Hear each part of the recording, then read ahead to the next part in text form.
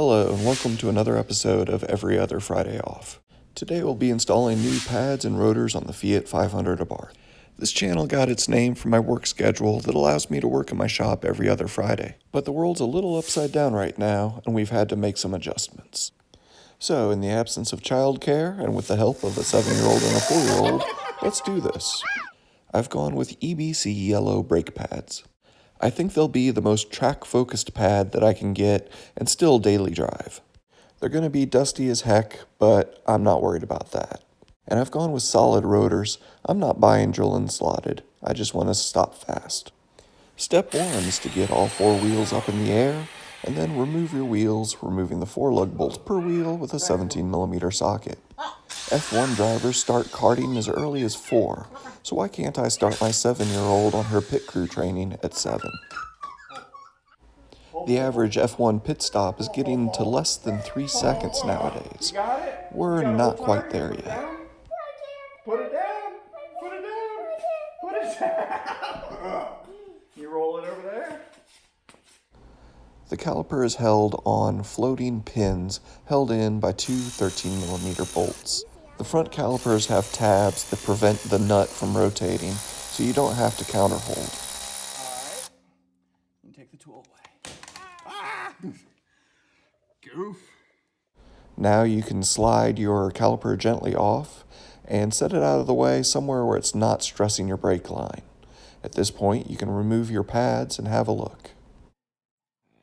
In order to get the rotor off, we're going to have to pull the caliper bracket. It's done with 2 19mm bolts. I was initially worried about working on brakes with small children, but after doing it, honestly, training small people to work on a 500 is a winning strategy. Definitely going to bring her in the next time I need to snag an oil filter. When you buy replacement brake pads, a lot of the kits will include replacements for the small metal guides that the ears of the brake pads ride in.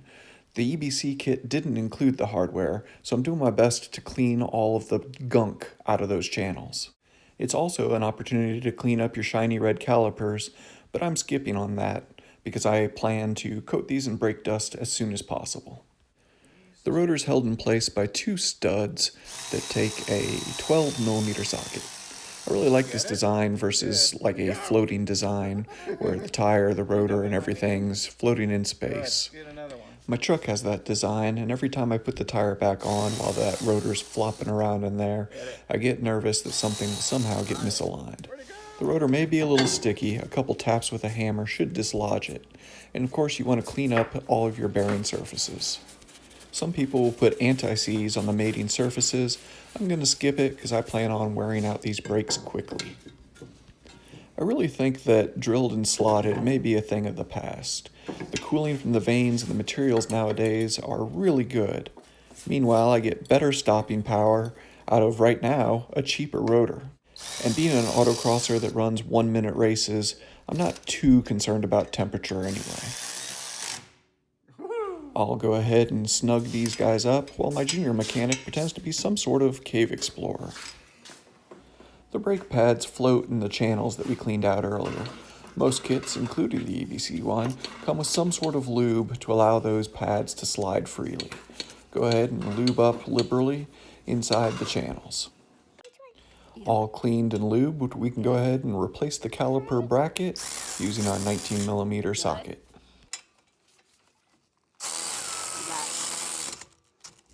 The front brake pads are symmetrical, so either one on either side.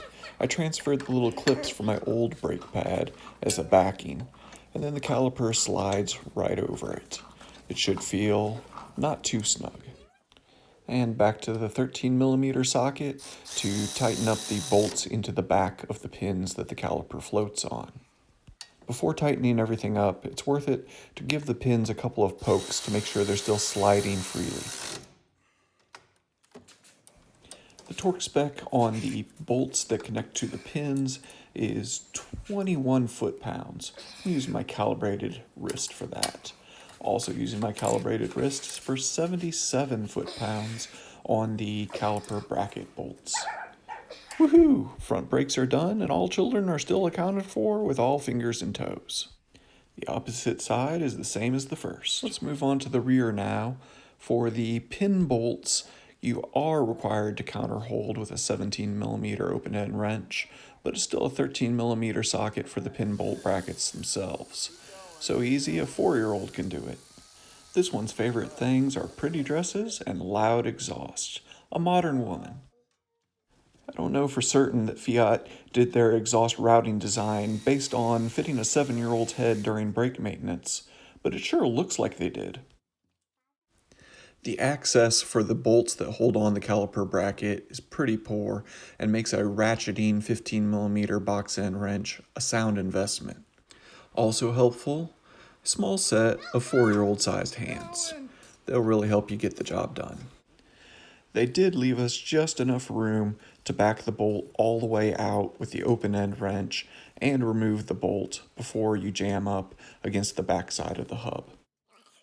The rear rotors held on with the same 12mm studs as the front rotor and need to be removed in order to remove the rotor. Once again, you can free up a stuck rotor with a couple taps from a dead blow hammer. You got it? Oh yeah? Thank you. And once again, EBC did not include replacement little clips for the brake pad ear channels. They did, however, include replacement clips for the brake pads themselves. Why give clips for the rear and not the front? I really can't tell you. But we'll go ahead and clean up these channels anyway. And we'll go ahead and lube up the channels.